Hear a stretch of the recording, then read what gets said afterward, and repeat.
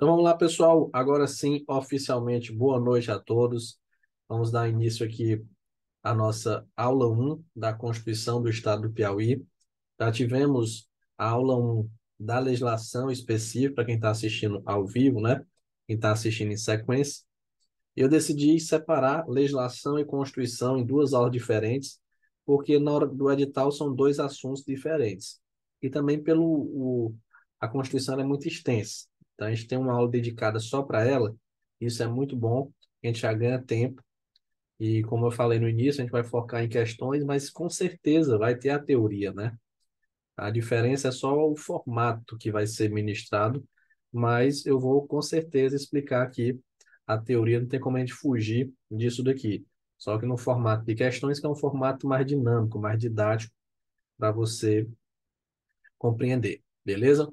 Então, vamos lá. Primeira questão diz assim: de acordo com a Constituição do Estado do Piauí, julgue o item correto. São objetivos fundamentais do Estado: construir uma sociedade livre, justa e solidária, erradicar a pobreza e a marginalização e reduzir as desigualdades sociais e regionais, promover o bem de todos sem preconceito de origem, etnia, raça, sexo, cor, deficiência física, visual, auditiva, intelectual ou múltiplas, idade, estado civil, orientação sexual, convicção religiosa, enfim, por ter cumprido pena e quaisquer outras formas de discriminação. Aqui vocês precisam tomar cuidado, porque o que a gente tem na Constituição Federal é um pouquinho diferente do que a gente tem na Constituição do Piauí. Então, o que que a gente tem como os objetivos fundamentais do Estado na Constituição do Piauí? São esses três. E aí você vai lembrar do bizu, dos objetivos, que é o bizu da PEC. Então, os objetivos fundamentais é a PEC. Nós vamos analisar os princípios, mas os objetivos, você lembra de PEC. O P, promover o bem de todos, sem preconceito de origem, etnia, raça, sexo, cor e assim por diante. O E, erradicar a pobreza e a marginalização, reduzir as desigualdades sociais e regionais. E o C, construir uma sociedade livre, justa e solidária. Então, são esses três objetivos do Estado na Constituição do Piauí. Como eu falei, tem uma pequena diferença do que a gente tem na Constituição Federal, mas aqui a gente tem que estar com a nossa cabeça na Constituição do Piauí. Agora, quais são os princípios que regem as relações jurídicas aí do Estado? Constitucionalidade das leis, independência e harmonia dos poderes, legalidade dos atos administrativos, igualdade de todos perante a lei, certeza e segurança jurídica nas relações de direito em geral e prevalência dos direitos fundamentais, individuais, coletivos, sociais, culturais e políticos. Aqui também um pouco diferente do que a gente estuda lá na Constituição Federal. Então, se a prova perguntar os objetivos fundamentais do Estado, está no artigo 3º, você lembra de PEC. Já os princípios, normalmente os princípios são palavras diretas, por exemplo, legalidade dos atos. Já os objetivos é aquela coisa mais bonita, ó, construir uma sociedade livre, justa e solidária, erradicar a pobreza e a marginalização. Então, assim, o objetivo ele é mais amplo. Já os princípios eles são mais diretos. Constitucionalidade das leis, independência e harmonia dos poderes, legalidade dos atos administrativos, igualdade de todos perante a lei, certeza e segurança jurídica nas relações do direito em geral e prevalência dos direitos fundamentais individuais, coletivos, sociais, culturais e políticos. E aí agora a gente vai trabalhar alguns pontos em que a gente tem o artigo 5º da Constituição do Estado do Piauí. Ele é muito importante, igual ao artigo 5º da Constituição Federal. Só que tratam de outras coisas, logicamente, não é a mesma coisa. Mas vamos lá. O Estado assegura no seu território, nos limites de sua competência, a inviolabilidade dos direitos e garantias fundamentais que a Constituição Federal confere aos brasileiros e estrangeiros residentes no país. Cuidado com isso, porque para o STF, ele entende que é para os brasileiros e para os estrangeiros residentes ou não. Já de acordo com a Constituição do Estado do Piauí, a Constituição Federal, o que está escrito na Constituição Federal é que isso aí é para os brasileiros, seja nato, naturalizado, e para os estrangeiros que sejam residentes. Então, se a prova quiser cobrar uma situação literal, ela pode fazer uma pegadinha quanto a isso.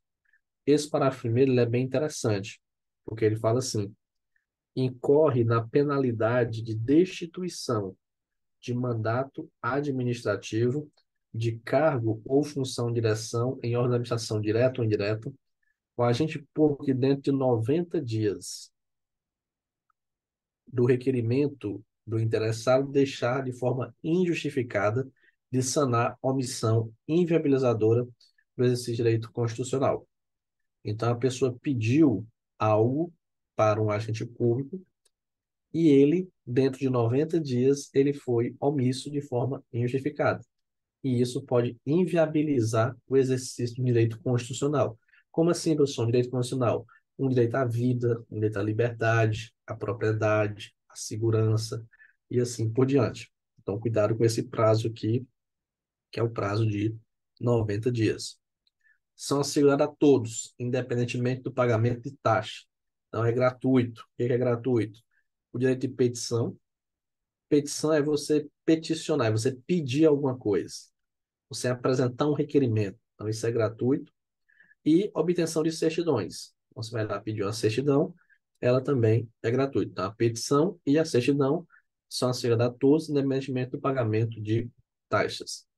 Aqui é um ponto muito importante.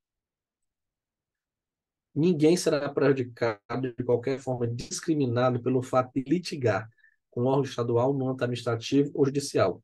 Eu recebi uma situação muito parecida com essa, aliás, dessa forma aqui. Um aluno ele passou no concurso de bombeiro do Piauí e ele entrou com um processo judicial por um problema que ele teve lá. E ele fez a prova da UESP. Ele foi aprovado nos dois. Aí ele veio me perguntar hoje, professor, o fato de eu ter colocado o Estado, né, no CEP, no CEP, no caso a UESP, vai afetar nesse novo concurso agora que eu fiz? Eu disse, não, não afeta em nada. E está aqui a explicação. Ninguém vai ser prejudicado ou qualquer forma discriminado pelo fato de litigar. Litigar é o processo, você está brigando com o órgão estadual, seja no âmbito administrativo ou judicial. Então a pessoa não pode, vamos supor, lá no concurso da UESP, ah, não, você não vai passar no concurso da UESP, não, você não vai passar a próxima fase, porque você está processando o Estado lá no concurso de bombeiro. Não, não tem nada a ver isso daí. Nos procedimentos administrativos, qualquer que seja o objeto, será observado, entre outros requisitos de validade, a publicidade, o contraditório, a defesa ampla, né, que é a mesma coisa de ampla defesa, e o despacho de decisão motivadas, sob pena de nulidade absoluta. Cuidado que a prova vai trocar essa nulidade absoluta e vai colocar nulidade relativa. Todos têm direito de requerer e obter no prazo legal informações sobre atos, projetos e órgãos de administração direta ou indireta do Estado, dos municípios.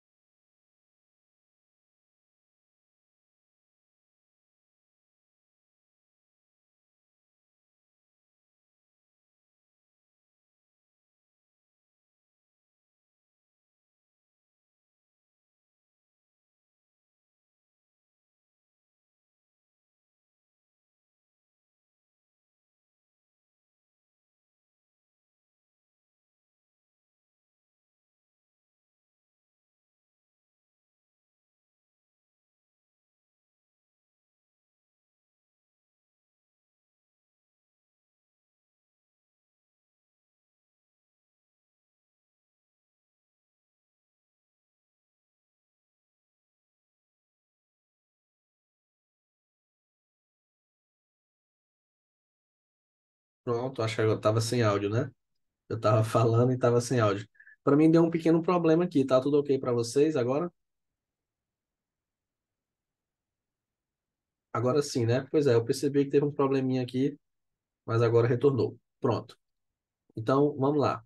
Parágrafo 6º aí diz o seguinte: a força policial só intervém para garantir o direito de reunião e outras liberdades constitucionais, a defesa da ordem pública, segurança pessoal, bem como patrimônio público e privado, sendo responsável pelos danos que cometer. Então, aqui é uma restrição para a polícia, né? Que a força policial, ela só vai intervir para garantir o direito de reunião, outras liberdades constitucionais, defesa da ordem pública, segurança pessoal, bem como patrimônio público e privado, sendo responsável pelos danos que cometer. Assegura-se aos presos o respeito à sua integridade física e moral. E é um tópico interessante. As presidiárias asseguram-se condições para que elas possam permanecer com os filhos durante o período de amamentação. E a todos no âmbito judicial e administrativo são asseguradas a razoável duração do processo e os meios que garantem a celeridade de sua tramitação. Aqui é um tópico bem interessante. O parágrafo 10 aí vai trazer quais são os direitos sociais para a Constituição do Piauí. E aqui eu tenho a educação, a saúde, a alimentação, trabalho, moradia,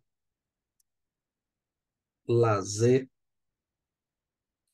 Não é leis, é lazer, viu? Mas esse é da própria Constituição. A própria Constituição colocou dessa forma aí. Segurança, previdência social, proteção à maternidade, proteção à infância e assistência aos desamparados. Então, assim como eu tenho na Constituição Federal, aqui também eu tenho os direitos sociais assegurados aí. Pronto, agora visualizando essa parte aqui, artigo 3º, 4º e 5º da Constituição do Piauí, vamos agora resolver a questão. O inciso primeiro a gente já viu que está correto, né? Já o segundo, incorre na penalidade de destituição de mandato administrativo, de cargo ou função de direção, em órgão de direção da administração direta ou indireta, o agente público dentro de 120 dias do requerimento do interessado deixar injustificadamente de sanar a omissão inviabilizadora do exercício de direito constitucional. Está errado. Já visualizamos que o prazo é de 90 dias. Então, aquele agente público que no prazo de 90 dias, a requerimento do interessado, deixar injustificadamente de sanar essa omissão, ele vai ser destituído aí do mandato, do cargo, função e direção. 3. São assegurados a todos, independentemente do pagamento de taxas. O que é assegurado a todos? Certidão e petição. Então, direito de petição e representação aos poderes públicos em defesa de direitos ou contra a legalidade ou abuso de poder. E a obtenção de certidões, repartições públicas para defesa de direitos e esclarecimento de situações de interesse pessoal. Perfeito, gabarito 1 e 3. D dado. Questãozinha muito boa. A gente conseguiu também explicar vários pontos teóricos aqui. Vamos agora para a segunda questão. De acordo com a Constituição do Estado do Piauí, julgo o item correto. Nos procedimentos administrativos, qualquer que seja o objeto, serão observados, entre outros requisitos de validade, a publicidade, o contraditório, a ampla defesa ou defesa ampla, o despacho de decisões motivados, sob pena de nulidade absoluta. Correto, né? Eu pedi para vocês tomarem cuidado com isso. Ele pode trocar aqui por nulidade relativa, conforme foi explicado. E deixa eu comentar uma coisa com vocês. Acho que vocês já devem ter acontecido com vocês, já deve alguém falar. Quer dizer, a pessoa lê uma coisa, mas está escrito outra. Eu fui falar defesa ampla, eu falei ampla defesa. Porque é o que acontece normalmente é ampla defesa, não defesa ampla. Isso na prova é terrível, né? Porque na prova pode fazer até que você erre a questão por conta disso. De ler uma coisa, mas sua cabeça às vezes está pensando em outra. Então tem que tomar cuidado com isso na hora da prova. 2. Todos têm direito a tomar conhecimento gratuitamente de informações que constarem a seu respeito nos registros bancos ou cadastros de entidades estaduais, municipais e particulares, com atuação junto à coletividade e ao público consumidor, bem como a fim de se destinar essas informações pessoais, podendo exigir a qualquer tempo, judicial ou administrativamente, além do exame desses dados, a retificação e atualização dos mesmos. Não podem ser objetos individualizados, dados referentes a convicções filosóficas, políticas e religiosas, filiação partidária, os sindicatos, punições administrativas, ou a condenação judicial de natureza penal ou civil que houverem transitado em julgado. Aqui um ponto bem interessante, está aqui no artigo 6º da Constituição Federal, um artigo bem interessante, porque eu quero comentar alguns tópicos aqui com vocês. Então, todos têm direito de tomar conhecimento gratuitamente, primeiro ponto, de informações que constarão a respeito nos registros, bancos ou cadastros de entidades estaduais, municipais e particulares. Só que a entidade particular com atuação junto à coletividade e apoio público consumidor. Um exemplo disso daqui. Um exemplo disso daqui é o SPC Serasa. O SPC Serasa não é do Estado, ele é privado, é particular, mas ele tem uma atuação junto com a coletividade, ele tem apoio ao público consumidor. Então, ele entra nessa regra aí. Bem como a fim de que se destine informações pessoais, podendo exigir a qualquer tempo, judicial ou administrativamente, além do exame destes dados, a retificação e atualização dos mesmos. Caso seja negado, né, a pessoa pode entrar aqui com um remédio condicional chamado habeas data. Aí o parágrafo único do artigo 6º vai dizer o seguinte: não podem ser objeto de registro individualizado os dados referentes a convicções filosóficas, políticas ou religiosas, filiação partidária ou sindical, as punições administrativas ou condenações judiciais de natureza penal ou civil que não houverem transitado em julgado. Então, ele coloca lá, não pode ser objeto de registro individualizado.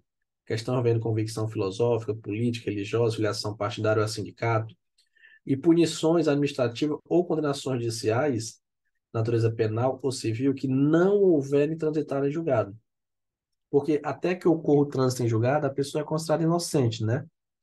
A culpa vai decorrer do trânsito em julgado, mas a própria Constituição Federal fala isso. Só é considerado culpado com o trânsito em julgado da sentença condenatória. Então, professor, o que é transitar em julgado? Vou dar um exemplo aqui bem didático para você, não necessariamente acontece dessa forma. Mas vamos supor que você entra, o juiz ele condena você a alguma situação. Você pode recorrer isso aqui para o TJ ou para o TRF. Você perdeu também aqui, você pode recorrer para o STJ. Perdeu aqui também, você pode recorrer para o STF. Aqui no STF acabou, não tem mais para onde correr, não tem mais possibilidade de recurso. Então a gente pode dizer que aqui transitou em julgado. Então o trânsito em julgado, ele acontece normalmente dessa forma. Quando o juiz ele dá uma decisão, ele não transitou em julgado ainda, porque você pode recorrer para o TJ ou para o TRF. Nosso exemplo aqui, já que a gente está falando de Estado, para o TJ. O TJ deu uma decisão, ali não acabou ainda, você pode recorrer para o STJ e assim por diante, beleza?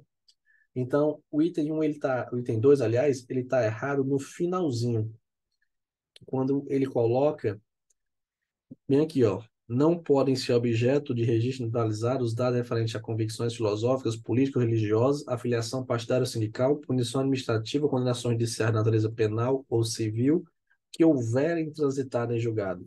Não, no caso é que não houverem transitado em julgado. Se não transitou em julgado, não vai ser objeto de registro individualizado. 3. A proteção ao consumidor facear, dentre outras medidas criadas em lei, através da gratuidade de assistência jurídica, independentemente da situação social e econômica do reclamante. Isso aqui é bem interessante. A gente tem no artigo 7º da Constituição do Estado, ele fala o consumidor tem direito à proteção do Estado. Aí como é que eu vou fazer? Esse item 1 ele é bem interessante, porque ele fala gratuidade de assistência jurídica, independentemente da situação social e econômica do reclamante. Por que que isso aqui é interessante? Porque essa gratuidade da justiça, ela, em regra, não é para todo mundo. A pessoa vai entrar com um processo na de segurança. Ela vai ter gratuidade da justiça? Não sei. Vai ter que analisar a situação dela, a situação social e econômica dela, para poder dizer se ela vai ter ou não essa gratuidade. Só a Constituição do Piauí colocou que na proteção ao consumidor tem uma exceção. Por quê? Porque eu vou ter gratuidade de assistência judiciária, jurídica aqui, judiciária, independentemente da situação social e econômica do reclamante. Então, para proteger o consumidor, a pessoa pode procurar a defensoria pública, vai ter a gratuidade da assistência jurídica, independentemente da situação social e econômica. Eu vou criar organismos para a defesa do consumidor, no âmbito do Poder Legislativo, Executivo e Judiciário, por exemplo, PROCON. Legislação punitiva à propaganda enganosa, ao atraso na entrega de mercadorias e ao abuso na fixação de preço. E responsabilidade dos comerciantes pela garantia dos produtos que comercializam.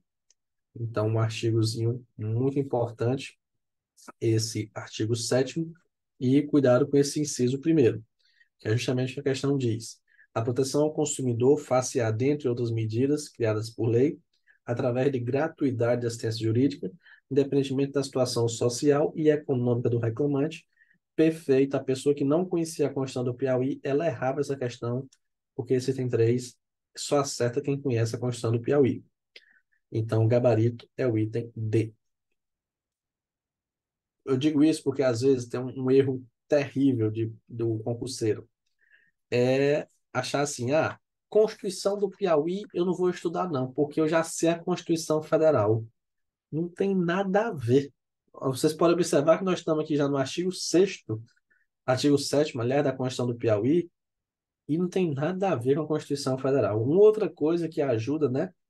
Mas o conhecimento que a pessoa tinha de direito constitucional ia ajudar em pouquíssimas coisas aqui, porque não é a mesma coisa. E se fosse a mesma coisa, não tinha necessidade de ter duas, né?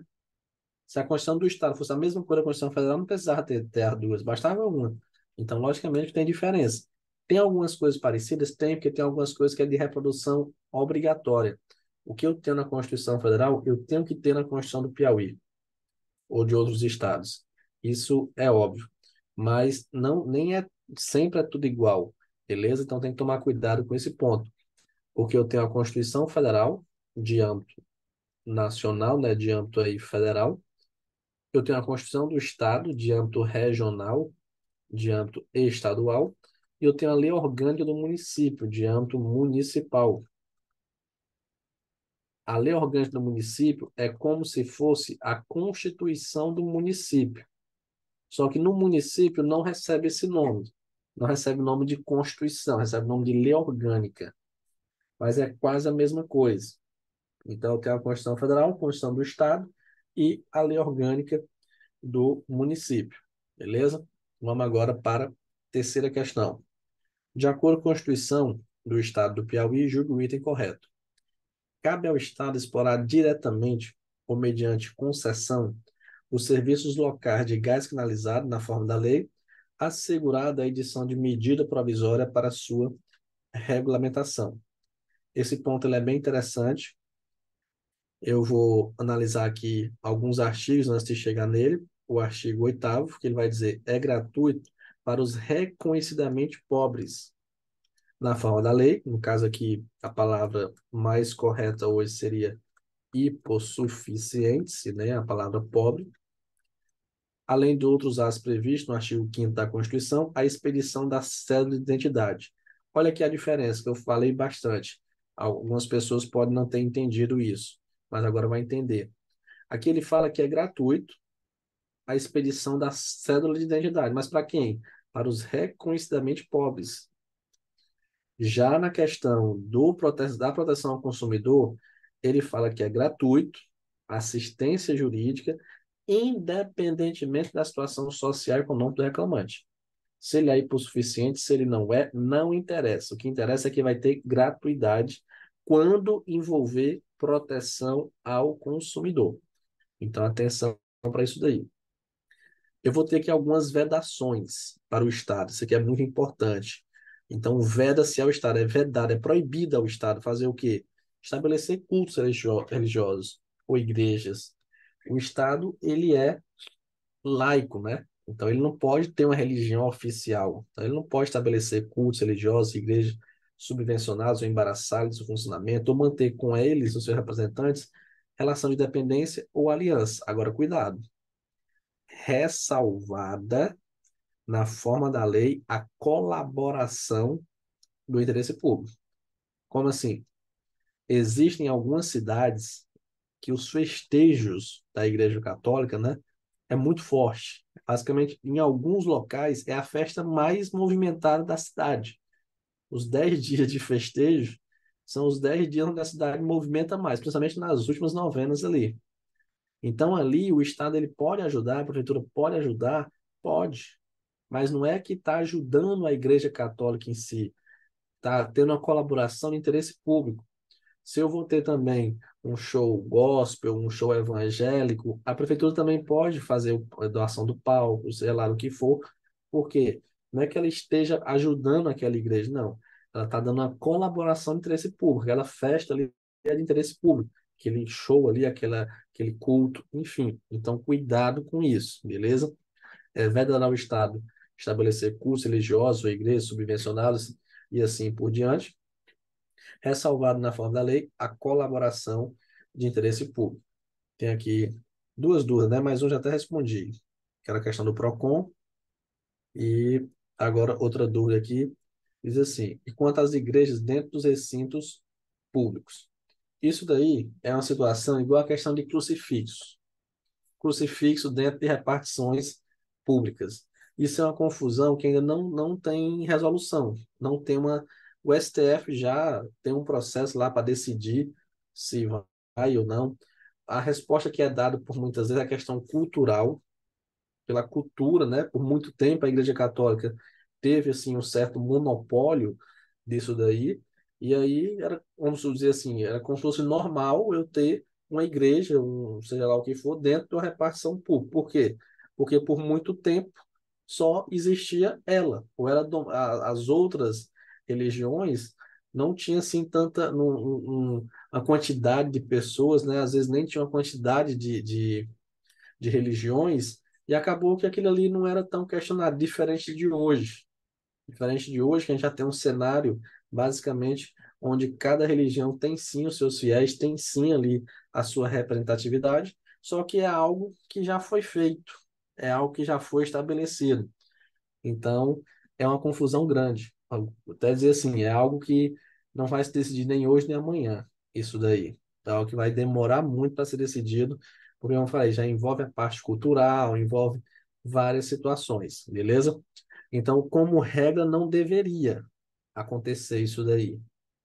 Não deveria ter uma igreja dentro de uma repartição pública, uma igreja de uma determinada. Ou se tivesse, teria que ser destinado para todos. Não, tem aqui um espaço religioso, qualquer que seja a religião, pode vir aqui e fazer o seu culto. Se for dessa forma, tudo bem, porque ele só foi destinado um local para o culto, seja de qual for a religião. Agora, se não, essa igreja aqui só pode ser utilizada pela religião X, esse daí não pode. Você está ferindo a Constituição.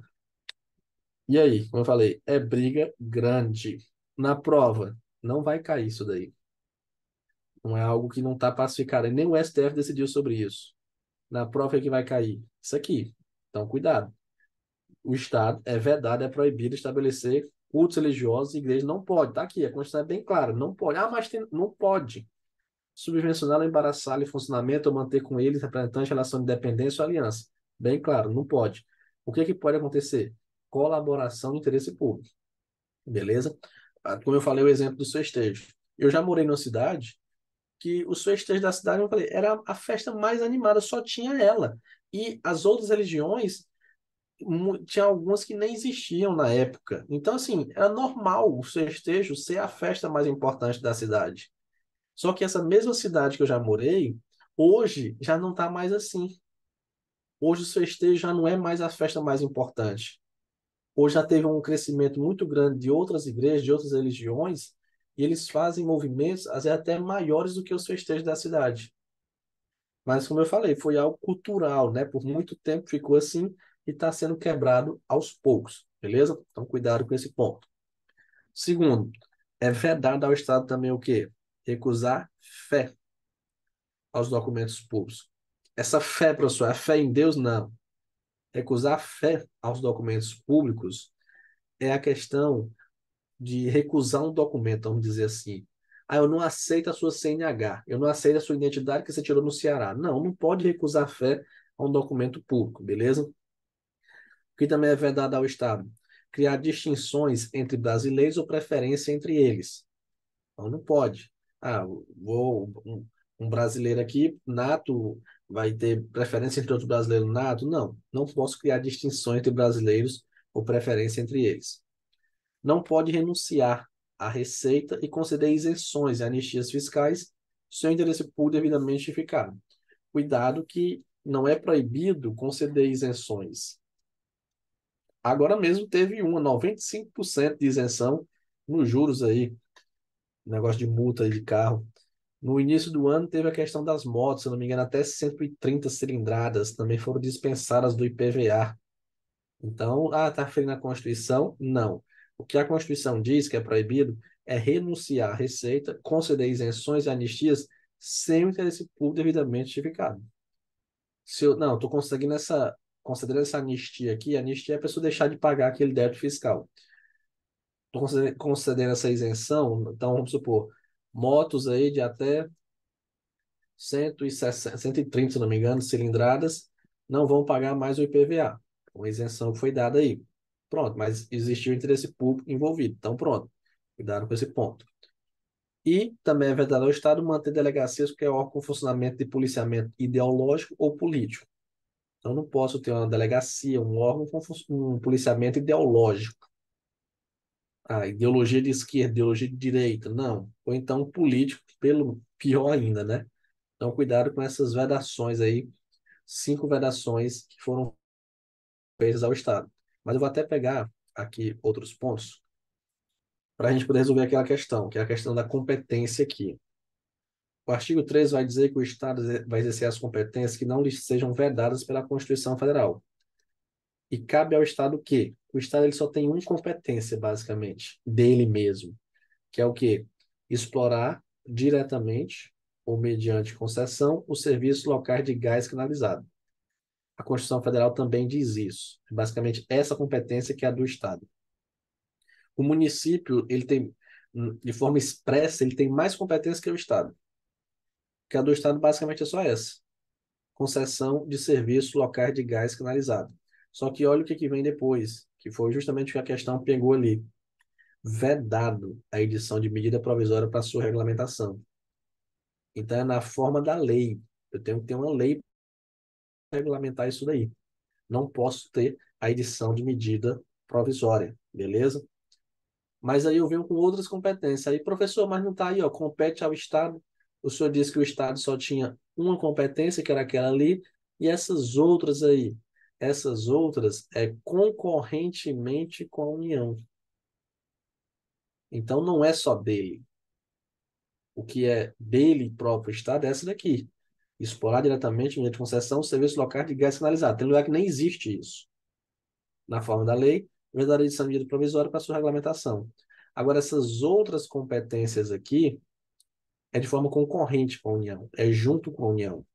E é legislar sobre direito tributário, financeiro, penitenciário, econômico, urbanístico, orçamento, juntas comerciais. É muita coisa, não ficar lendo tudo, não, porque senão a gente vai perder muito tempo aqui. Vamos voltar para a questão 3 agora, né? Então, o item 1 diz o seguinte: cabe, mas está tudo tranquilo aí, tudo certinho, estou conseguindo acompanhar. Teve até uma dúvida aí que quem perguntou foi a Maria. Teve outra também do Procon, não vi aqui agora, mas me perguntaram também. Eu queria só pedir o seguinte: quando vocês enviarem as dúvidas, depois só deixa o ok. Não entendi, se não tiver entendido, pode perguntar novamente, porque como eu não estou vendo vocês, né? Eu não sei se você entendeu, você pode, às vezes, cair na internet, né? Você sai da aula, depois volta. E aí eu expliquei, talvez a dúvida você não percebeu, então é sempre bom dar o ok para eu perceber que tá tudo certo. Pronto, Maria deu ok, pois vamos agora para a terceira questão. Lá diz o seguinte: de acordo com a Constituição do Estado do Piauí, julgo o item correto. Cabe ao Estado explorar diretamente, mediante concessão, os serviços locais de gás canalizado na forma da lei, assegurada a edição de medida provisória para sua regulamentação. Não, não, não, não. É vedado a edição de medida provisória para sua regulamentação. 2. Compete ao Estado em comum com a União e os municípios. Opa! Tem competência do Estado, que é concorrente com a União, mas eu tenho competência do Estado também, mas eu coloquei aqui, não coloquei nesse material, mas no próximo eu já coloco, que eu vou falar do município, que é comum dos três, basicamente, União e Estados.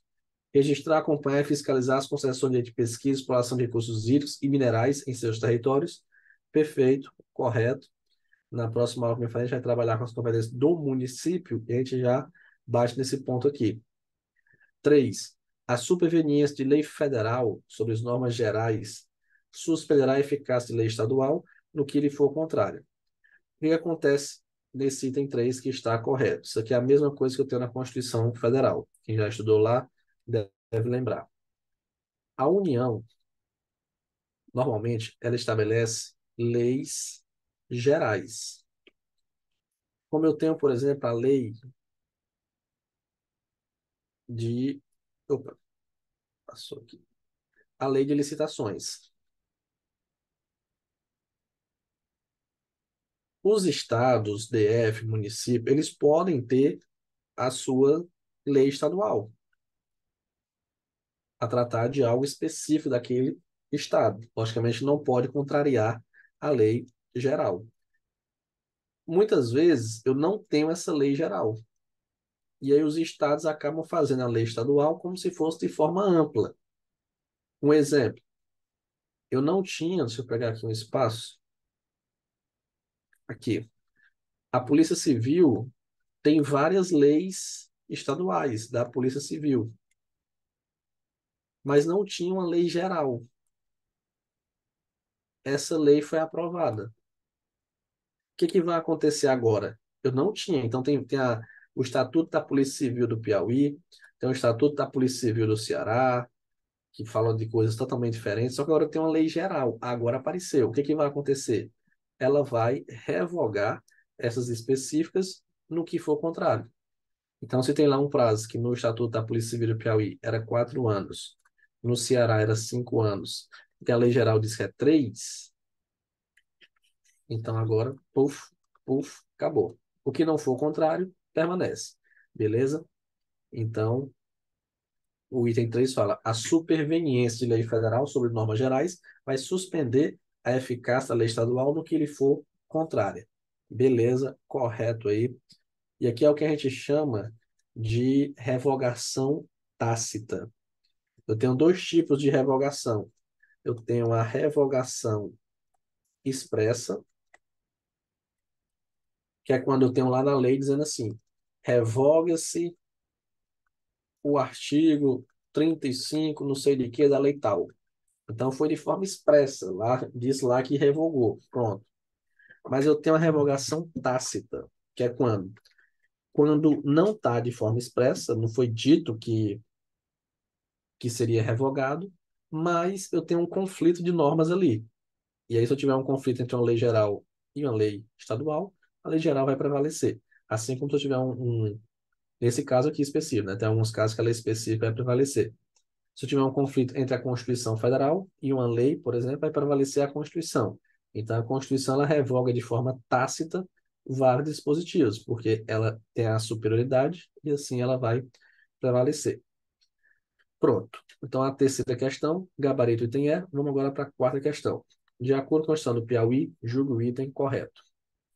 O Estado poderá celebrar convênios com a União, com outros estados, com municípios, com repartições ou órgãos da administração indireta, exceto fundacional, para execução de suas leis, serviços, decisões por serviços federais, estaduais ou municipais.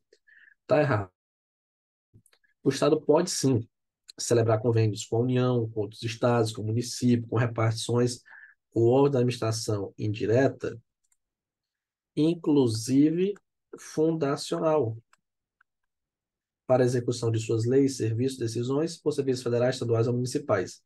Então, o erro aí é só o exceto. Essa questão de convênio, ela está sendo muito utilizada, muito mesmo. Então, é permitido sim. 2. Inclui-se entre os bens do Estado as águas superficiais, subterrâneas, fluentes, emergentes e em depósito, incluídas, nesse caso, as decorrentes de obras da União. Não, isso aqui é outro ponto que eu considero importante para a prova de vocês, que eu vou até, tá aqui, é o artigo 17, que eu vou destacar aqui e explicar de forma teórica, porque ele vai trazer o que é bem do Estado. Então, inclui entre os bens do Estado. E deixa eu dizer uma coisa para vocês. Esse assunto, Constituição do Piauí, legislação, vocês percebem, na minha aula de legislação, por exemplo, eu fiz vários resumos, que ali quem está começando do zero consegue entender com aquele resumo ali, porque eu fiz um resumo de ajuda de custo, de diárias, que qualquer questão que possa cair, com aquele resumo se acerta. E esse conteúdo de legislação, ele cai em todos os cargos. Aí vamos pegar aqui, por exemplo, quem está estudando para nível médio. Aquele conteúdo específico é um conteúdo padrão. Quem vem do concurso da UFP, quem está saindo do concurso da UESP, está estudando aquilo ali. Quem vai começar do zero vai estudar isso dali. Já a parte de legislação e Constituição do Estado, eu considero um ponto, não vou dizer que é o mais importante, não, mas é um diferencial tremendo nessa prova da Alep. Porque tem gente que não vai nem estudar, tem gente que não está nem encontrando material, tem gente que não está nem encontrando de forma atualizada.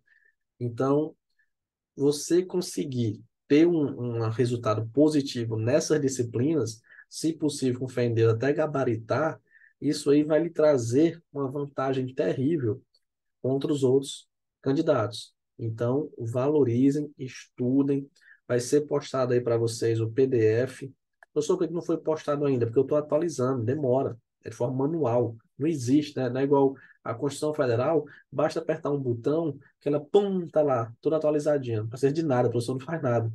Já a Constituição do Piauí, não. Eu tenho que atualizar ela manualmente e muita coisa tinha sido perdida, muita emenda constitucional não existia mais. Eu tive que ir atrás, tive que refazer, tive que buscar. Então, quando eu concluir essas atualizações, nessa semana, acredito que eu já concluo, vai ser postado para vocês esse PDF. Material de ouro aí para vocês, para estarem lendo. E estou sempre explicando aqui nas aulas também, para que você possa, como eu falei, gabaritar, que é um diferencial muito, muito, muito grande. Vocês vão perceber isso, porque cai em todos os cargos. Então, quais são os bens do Estado? Os direitos e rendimentos da exploração de atividades econômicas e execução de serviços ou competência. Então, se o Estado está exercendo alguma atividade econômica, ele é um bem dele, aquele rendimento, aquele direito. As águas superficiais, subterrâneas, fluentes, emergentes e em depósito, salvo as decorrentes de obra da União. Então, se a União fizer uma obra, por exemplo, num rio ou alguma coisa do tipo, ali vai ser um bem da União e não do Estado, por isso que ele fala esse salvo. As ilhas fluviais e os rios não pertencentes à União, localizados em seu território. Então, tem rios que pertencem à União. O Rio Parnaíba, por exemplo, passa pelo Piauí, mas não é do Piauí. Já tem o Rio Puti, já tem o Rio Mulato, se eu não me engano, e Amarante, que já são rios aí considerados regionais. Mas, então, os rios que estão localizados no seu território, que não pertence à União, é considerado bem do Estado. As áreas nas ilhas costeiras que estiverem sob seu domínio, excluídas aquelas sob domínio da União, de município de terceiros. As terras devolutas, professor, o que é terra devoluta? É geralmente, vamos supor, às vezes você compra um terreno, e aí você compra um terreno ali de, vamos supor, 200 mil metros. E outra pessoa compra aqui o terreno aqui nos fundos de 200 mil metros também. Só que está sobrando aqui 10 metros. E é de quem? Ninguém sabe de quem é esses 10 metros. Muitas vezes essas terras devolutas são utilizadas ali na divisa dos estados, enfim. Então, isso são as terras devolutas, ressalvadas que estiverem no domínio da União. Então, o que é da União não é do Estado, lógico, né? O imóvel abandonado e arrecadado como vago 10 anos depois, dado com esse prazo aqui, considerado imóvel rural, ou 3 anos considerado de imóvel urbano. Então, aqui é como se fosse uso capião, mas é o contrário, porque é o Estado que está tomando aqui. Então, rural, 10 anos. Se for urbano, 3 anos. Aquele imóvel abandonado, declarado vago, 3 anos ali, imóvel urbano, o estado bom é meu. 10 anos, se for rural. Sobras de terra apurada em ação de divisão, os bens do evento arrecadados na forma da lei, Os objetos perdidos por criminosos condenados pela justiça estadual, cuidado com isso. Então, aqui no caso, é o juiz estadual ou o TJ. Se foi, por exemplo, o TRF que condenou, se foi o STJ, se foi o STF. Não, isso aqui vai ser bem da União. Agora, se foi a justiça estadual, aí esse bem é estadual. E os que assim forem declarados em lei. Então, muito cuidado com isso daqui. Eu considero um tópico forte para a prova, mas alguns pontos, né? Primeiro, saber essa questão aqui nesse primeiros incisos que fala dessa ressalva da União. Então, tipo, é do Estado que não é da União, é do Estado se não for da União, pronto. E aqui nesse inciso sexto, esse prazo, 10 anos quando for imóvel rural e 3 anos quando for imóvel urbano. Então, voltando aí para a quarta questão, diz assim, o item um já vimos que está errado, né? Porque incluídos nesse caso decorrente de obras da União, não no caso aqui é salvo as decorrentes de obras da União. 3. Alienação de bens imóveis do Estado e de suas entidades de administração direta dependerá de licitação na modalidade prevista em lei nacional, dispensada essa quando a alienação se destinar a assentamento de fins sociais, regularização fundiária ou entidade de administração por qualquer esfera federativa. Está correto. Alienação de bens móveis, imóveis, é vender, mesmo que vender. Então, vou vender um bem imóvel do Estado. Isso aí depende de licitação. Eu tenho que licitar para comprar e para vender. Só que ela vai ser dispensada. Não preciso fazer licitação quando aquela alienação ela for destinada para assentamento de fins sociais, assentamento rural ali, regularização fundiária ou a entidade da administração por qualquer esfera federativa. Vou fazer uma doação, por exemplo, vou fazer algo do Estado para o município, do Estado para a União. Então, isso é dispensada a licitação. Cuidado que se a prova quiser fazer algo pesadinho, ela coloca dispensável. Ou até mesmo, se quiser ir mais a fundo, coloca inexigível.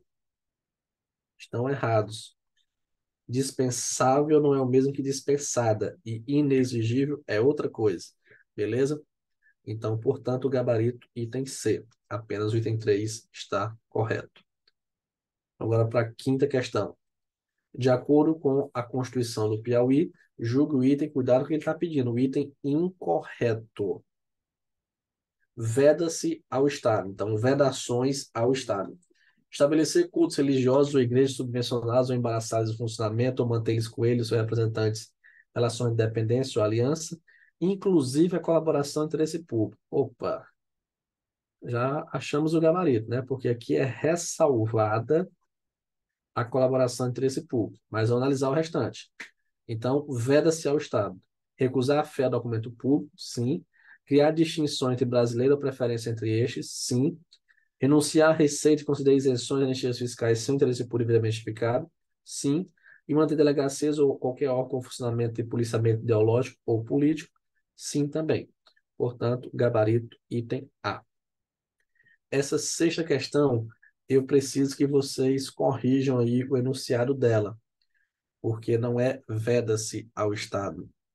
Talvez quem tentou resolver antes da aula nem conseguiu, e realmente não iria conseguir do jeito que está aí. Vocês vão trocar isso daí e vão colocar o seguinte: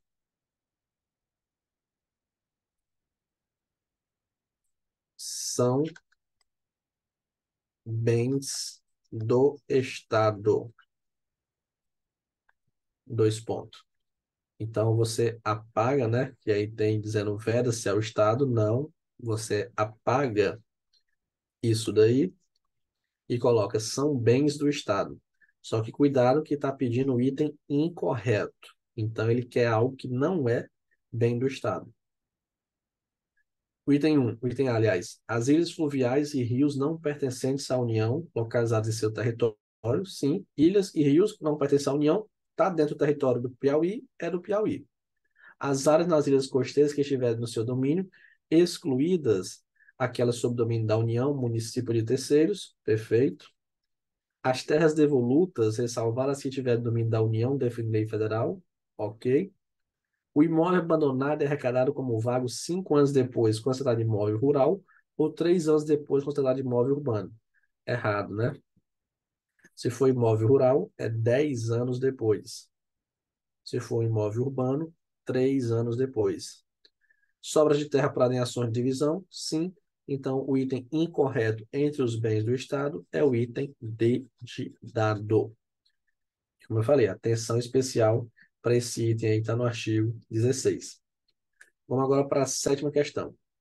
Os bens imóveis do Estado não podem ser objeto de doação ou utilização gratuita por terceiros, inclusive nos casos de assentamento para fins sociais, regularização fundiária, ou se o beneficiário for pessoa de direito interno, órgão de sua administração direta ou fundação de direito público, entidade da sociedade civil organizada, reconhecida de utilidade pública no Estado, sempre mediante autorização legislativa. Cuidado, que a pessoa pode achar assim, ah, é um bem do Estado, então é do Estado, é público, eu posso utilizar de forma gratuita. Cuidado com isso daí, cuidado com essa informação, porque é o seguinte, ah, eu tenho ali um terreno do Estado. Ah, é do Estado, então eu posso utilizar de forma gratuita, eu vou construir uma casa lá, porque é do Estado. Olha aí, olha o problema que já deu aí, né? Então tem que tomar cuidado com isso, né? Porque o Estado, ele tem dono. O Estado é o dono. Ele não pode estar fazendo essa doação, essa utilização gratuita ainda, porque senão todo mundo vai querer utilizar. Então, se eu tenho um terreno do Estado, todo mundo vai querer construir uma casa ali. Então, é por isso que se o Estado vai alienar, vai vender, vai doar, ele precisa seguir as regras. Só que é o seguinte, os bens imóveis do Estado não podem ser objeto de doação, utilização gratuita por terceiro. Aí o erro está aqui, não é inclusive, é salvo nos casos de assentamento para fins sociais, que é a mesma situação que ele falou aqui. Cadê? Qual foi a questão que a gente resolveu? Questão 4, né? O item 3 que ele fala da alienação e é dispensada nesses casos aí. É justamente a situação que ele traz aqui também, muito parecido. Então, salvo nos casos de assentamento para fins sociais, regularização fundiária, ou se o beneficiário for pessoa de direito interno, órgão de administração indireta, ou fundação de direito público, entidade da sociedade civil organizada, reconhecida entidade pública no Estado, sempre mediante autorização legislativa. 2. É proibido a alienação de bens imóveis pertencentes ao patrimônio estadual e de suas entidades de administração autárquica nacional somente no período de 90 dias que precede a posse do governador. Não. É proibida essa alienação de bens imóveis pertencentes ao patrimônio do Estado, suas entidades autárquicas nacional, no período de 180 dias em que precede a posse do governador. Isso aqui é muito importante. O que acontece? Eu vou ter a posse. A posse normalmente acontece no dia 1º de janeiro. 180 dias antes disso, no caso aí, em média 6 meses, é proibido alienar. Alienar, você pode, como eu falei, pensar em vender bens imóveis do Estado. Proibido. Por que isso? Para evitar que o governador que perdeu, ele comece a se desfazer dos bens. Ele comece a vender as coisas por dois motivos, para pegar no dinheiro ou então para prejudicar o outro que vai entrar. Então, o governador perdeu, o outro que vai entrar é da oposição, aí ele começa a querer vender a eleição em outubro, só que a eleição em outubro está faltando só ali, em média, 3 meses para acabar, ele já não pode mais, porque é 130 dias antes a posse do governador. Então, isso vai dar mais ou menos em julho. Então, cuidado com isso aí, é um tópico bem importante. Vou ler agora da forma correta. É proibida a alienação de bens imóveis pertencentes ao patrimônio estadual e suas entidades de administração autárquica nacional, no período de 180 dias que precede a posse do governador. Perfeito. Deixa eu dar uma dica para vocês agora para o item 3. Vocês vão lembrar de uma coisinha, não sei se vocês lembram, que foi o DDD. Ah, professor, eu sei DDD. Todo mundo utiliza. É, mas eu quero saber quem lembra dos bonequinhos, das criancinhas que faziam o DDD. Se eu não me engano, era um verde, um azul e um vermelho. Isso foi no início dos anos 2000, 99, 2000, 2001, por aí. tinha esse DDD, que era três rapazinhos parecidos comigo, assim, bem novinhos, e eles tinham uma touquinha na cabeça, e eles faziam essa campanha aí do DDD. Eu vou fazer o seguinte, nós estamos aqui ao vivo, e tem gente aí que tá calado, tá dizendo que não lembra não, que é para não entregar a idade. Não, tá aqui, achei eles. Vou mostrar aqui, compartilhar a tela para mostrar. Então, peraí. Pronto, tá aqui, ó. Era esses rapazinhos aqui da Embratel. DDD, era o vermelho, o amarelo e o verde. Famosíssimo, passava propaganda dele direto. Como eu falei, 1999, 2000, 2001, era a propaganda deles aí. Beleza? O que é que eu tô querendo falar com eles? Porque eles vão ajudar a gente aqui no Bizu. E tem gente que até hoje está dizendo aí que não conhece, né? Não quer entregar a idade. Por quê? O que que é esse DDD? Esses garotinhos aí vão ajudar num bizu muito forte aqui, que é na questão da lei orgânica. E é bizu do Suarinho, carimba que é top. O que que acontece com a lei orgânica, que eu já expliquei para vocês, que ela é dos municípios, né? A Constituição dos municípios. O D, primeiro D, você vai lembrar de 2 turnos. O segundo D, você vai lembrar de 10 dias. E o terceiro D, você vai lembrar de 2 terços. Então, pronto. Agora você não erra mais nenhuma questão de lei orgânica. Porque, ó, rege o município por lei orgânica, que é como se fosse a Constituição do município, votada em 2 turnos, com interstício mínimo de 10 dias e aprovada por 2 terços dos membros da Câmara Municipal, que a promulgará, atendendo aos princípios estabelecidos na Constituição Federal, dessa Constituição e os seguintes preceitos: eleição do prefeito, do vice e dos vereadores, seu mandato de 4 anos, mediante pleito direto e simultâneo realizado em todo o país. Perfeito, correto. E aí você lembra do DDD, porque é onde a banca vai fazer a pegadinha é aqui. O primeiro D vai lembrar que a lei orgânica é votada em 2 turnos. O segundo D, o interstício de 10 dias. Como assim? 2 turnos é que eu tenho uma primeira votação, como se fosse o primeiro turno da votação. Ah, foi aprovado aqui. Beleza. Pois eu espero pelo menos 10 dias para ter a segunda votação, o segundo turno. Não pode ser, hoje, amanhã já aprova de novo. Não. Tem que dar esse espaço aí. E o quórum, porque pode ser o quórum de quê? Pode ser o quórum de 1 terço, pode ser o quórum de 3/5.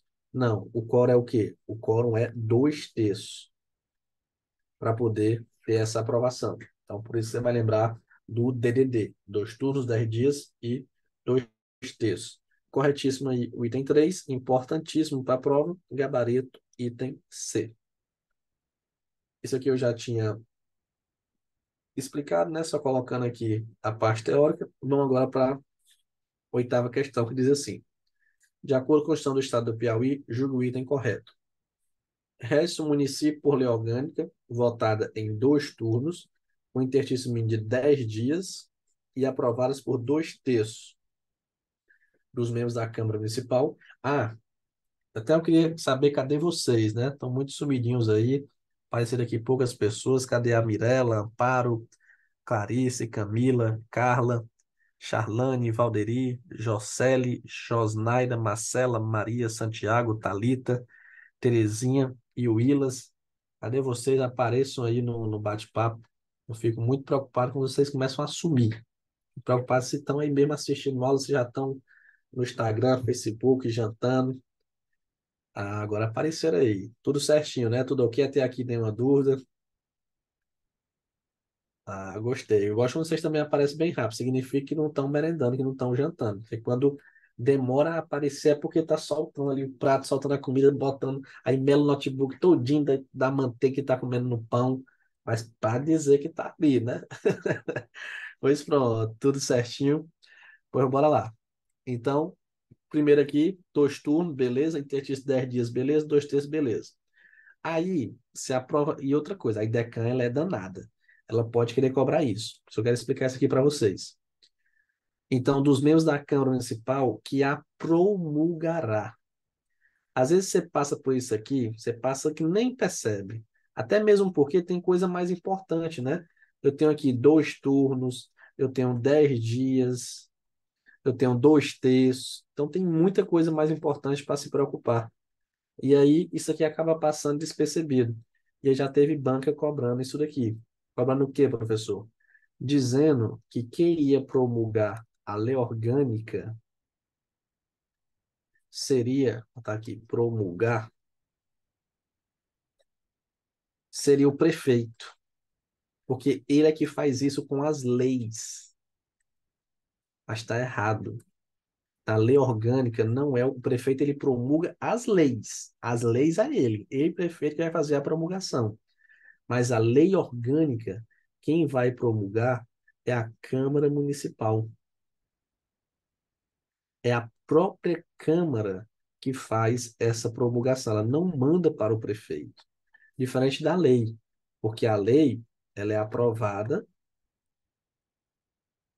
pela Câmara. Só que a Câmara manda para o prefeito pode sancionar ou vetar, e depois ele vai fazer a promulgação dessa lei. Só que a lei orgânica, ela tem um rito diferente. A própria Câmara Municipal é que vai fazer essa promulgação, beleza? Então vamos lá. Atendidos os princípios estabelecidos na Constituição Federal, nessa Constituição, e os seguintes preceitos. Eleição do prefeito e do vice-prefeito, realizada no primeiro domingo de outubro, do ano anterior ao término do mandato dos que devem suceder, no caso de município com menos de 200 mil eleitores. Aqui é o seguinte, o que é que vocês têm que analisar aqui? Preciso de um espaço, vou pegar aqui esse espaço, apagar aqui. Vocês vão lembrar desse número aqui, 200 mil eleitores. Não é habitantes, é eleitores. Se o município ele tem menos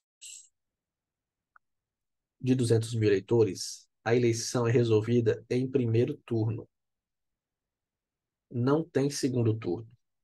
É por isso que às vezes tem cidade do interior, assim, cidade pequena, que a eleição de prefeito se resolve com um voto, 10 votos, 5 votos. Por quê? Porque se o município ele tiver menos de 200 mil eleitores, eu só tenho o primeiro turno. Já se o município ele tiver mais de 200 mil eleitores, aí eu vou ter o primeiro turno e o segundo turno. Eu só não vou ter o segundo turno se alguém atingir no primeiro turno a maioria absoluta. O que é a maioria absoluta? É 50% dos votos mais um. Se alguém conseguir isso, atingir logo no primeiro turno a maioria absoluta, como foi, por exemplo, a eleição para governador no Piauí em 2022, o Rafael Fonteles, que é o atual governador, ele já ganhou em primeiro turno. Por quê? Porque ele já atingiu a maioria absoluta. Mas vamos supor que o Rafael Fonteles tivesse ficado com 40% dos votos. Então, o Rafael ficava com 40%, Silvio Mendes, vamos supor, com 30%, e aí, então, ninguém atingiu a maioria absoluta. Aí iria para o segundo turno. Como o Rafael atingiu, se não me engano, 52%, então ele já ganhou o primeiro turno. Então, isso aí que vocês têm que memorizar. Lembrando que isso é para o município. Deu exemplo do estado, que foi a eleição que aconteceu mais próximo. Mas isso é a regra para o município. Tem menos de 200 mil eleitores, só vai ter o primeiro turno. Tem mais de 200 mil, pode ter os dois. A eleição só acaba no primeiro turno se for atingida a maioria absoluta logo ali. 50% dos votos mais um. Então, o próximo ano vai ter eleição em Teresina. Se atingir a maioria absoluta no primeiro turno, acabou, já acaba ali no primeiro turno. Se não, vai para o segundo turno. Só que essa questão, ela tem um pequeno problema. Essa questão, o item 1 foi considerado como errado, só que ele está um pouco incompleto. E aqui ele fala assim, ó, eleição do prefeito e do vice-prefeito realizada no primeiro domingo de outubro do ano anterior ao término do mandato, aos que devem suceder, no caso de município com menos de 200 mil eleitores. Isso aqui está correto. Só que na Constituição, o que é que eu tenho? Eu tenho assim, eleição do prefeito e vice-prefeito realizado no primeiro turno do ano anterior, aí tem vírgula, aplicado as disposições do artigo 77 da Constituição Federal, no caso de municípios com mais de 200 mil eleitores. Que o que é esse dispositivo do artigo 77, que a Constituição do Piauí fala? É o que eu acabei de explicar para vocês. Se tiver menos 200 mil primeiro turno, mais 200 mil, vai ter primeiro e segundo turno. Então a questão ficou assim. Se eu for analisar do jeito que está aí, está correto, né? Porque se tem menos de 200 mil eleitores, beleza. Então vai ser só em primeiro turno. Como vai rolar daí o primeiro domingo de outubro. Porque o primeiro turno, ele acontece no primeiro domingo de outubro. O segundo turno acontece no segundo domingo de outubro. Aliás, no último domingo de outubro. Deixa eu apagar aqui. O segundo turno, ele acontece no último domingo de outubro. Então vamos lá. Questãozinha deu um probleminha aí, mas vamos analisar. 3. A Câmara Municipal não gastará mais de 80% de sua receita com folha de pagamento, incluído o gasto com subsídio de vereadores. Não, no caso, a Câmara Municipal não gastará mais de 70% de sua receita com folha de pagamento. Então, a Câmara Municipal tem uma receita lá. Ela não pode gastar mais de 70% com folha de pagamento. 3. Constitui crime de responsabilidade do prefeito ele não enviar o repasse até o dia 20 de cada mês. Opa, cuidado com esse prazozinho, ó. Até o dia 20. Tá correto o item 3. Então, a gente tem um problema na questão. Por quê? O gabarito seria o item C, mas o item 1 e 3 estão corretos, beleza? Lembrando que lá na Constituição ele fala mais de 200 mil eleitores, porque tem essa outra parte aqui. Aplicar as disposições do artigo 77 da Constituição Federal, no caso de município com mais de 200 mil eleitores. E ficou faltando essa parte na questão. Então, eu vou anular ela aqui. Para a gente não importa tanto o gabarito, como eu falei, o que importa é a gente aprender o conteúdo, foi o que eu expliquei para vocês. O item 2 é 70% e o item 3 está correto. O prefeito ele vai responder por crime de responsabilidade se ele não enviar o repasse até o dia 20 de cada mês. Aqui um ponto muito importante, ó. Ah, tá até aqui, ó. Eu não lembrei que tinha colocado aqui no próprio material. Foi até bom que a gente já vê logo. Tá aqui, ó. Eleição do prefeito e do vice-prefeito realizada no primeiro domingo de outubro do ano anterior ao término do mandato, se deu suceder. Aí, ó. Aplicadas as regras do artigo 37 da Constituição Federal, no caso de município com mais de 200 mil eleitores. Então, a questão, ela suprimiu. Tinha até colocado aqui, ó. Artigo 77 da Constituição Federal. Então, assim estaria correto. Mas da forma que ele colocou ali, ficou um pouco incompleto. Cuidado com isso, com o artigo 20 da Constituição do Piauí, que vai falar o seguinte: são poderes dos municípios, independentes e harmônicos entre si, o legislativo e executivo. Muito cuidado com o que eu vou dizer para vocês. O município não tem judiciário. Como é, professor? Sim. Na União, eu tenho poder executivo, poder legislativo e poder judiciário. No Distrito Federal, eu tenho poder executivo, poder legislativo e poder judiciário. No, nos estados, eu tenho poder executivo, poder legislativo e poder judiciário. Nos municípios, eu tenho apenas poder executivo e poder legislativo. O município, ele não tem poder judiciário. Então, cuidado com essa pegadinha de prova. Não existe juiz do município, não.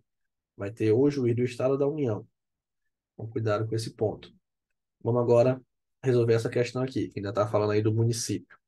Então, rege-se o município por lei orgânica, votada em 2 turnos, com interstício mínimo de 10 dias e aprovada por 2/3 dos membros da Câmara Municipal, que a promulgará, atendido os princípios estabelecidos na Constituição e os seguintes preceitos. Posse do prefeito e do vice-prefeito no dia 1º de janeiro do ano subsequente da eleição. Perfeito, né? Prefeito e vice-prefeito vão tomar posse 1º de janeiro do ano subsequente da eleição. Ano que vem tem eleição, 2024. A posse vai ser no dia 1º de janeiro de 2025, o ano subsequente. 2. Iniciativa popular de projeto de lei de interesse específico do município, da cidade ou de bairros, através de manifestação de pelo menos 3% do eleitorado, nos termos da lei. Está errado, cuidado com isso. Na Constituição Federal, quando ele fala de iniciativa popular, ele fala 1% do eleitorado nacional distribuído por não sei quantos por cento em cada estado, não sei o quê. É um cálculo terrível. Mas aqui nós estamos falando do estado, né? E mais especificamente, iniciativa popular de um projeto do município. Então, cuidado para não confundir isso daqui.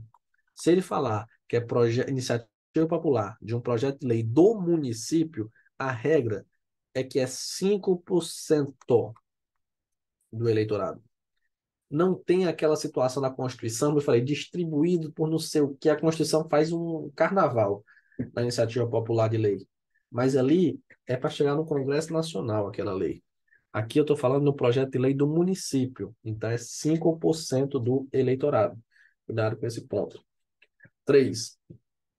O subsídio dos vereadores será fixado pelas respectivas câmaras municipais em cada legislatura para a subsequente. Observar o que dispõe essa Constituição, observar os critérios estabelecidos na respectiva lei orgânica e seguintes limites máximos. Em município com mais de 500 mil habitantes, o subsídio máximo dos vereadores corresponderá a 65% do subsídio de deputado estadual. Está errado. É 75%. Então, o gabarito da questão, item A. Professor, mas esse item 3? Esse item 3, ele é um tópico decoreba. Eu vou colocar aqui para vocês. Como é que funciona? É uma tabelinha. Então, aqui ele está falando do subsídio do vereador em relação ao deputado estadual. Então, se eu tiver um município aí de até 10 mil habitantes, o subsídio do vereador vai ser de, no máximo, 25% o que ganha um deputado estadual. Se eu tiver um município de 10.001 habitantes até 50 mil habitantes, vai ser 30%. Se eu tiver um município aí de 50.001 até 100 mil habitantes, vai ser 40%. Um município de 100.001 eleitores até 300 mil habitantes, aliás, eleitores habitantes, 50%. Município de 301 mil habitantes até 500 mil habitantes, 65%. E mais de 500 mil habitantes, 75%. Então, aqui é o seguinte: um vereador de uma cidade de 5 mil habitantes vai ganhar o mesmo tanto de um vereador na capital? Logicamente que não. E aí foi feita essa tabela. Então, vamos supor que o deputado estadual ele ganha 10 mil reais. Então, o máximo que um vereador de um município de até 10 mil habitantes pode ganhar é 2.500. Se o município tiver 10.001 habitantes até 50 mil, então vai ser 3 mil.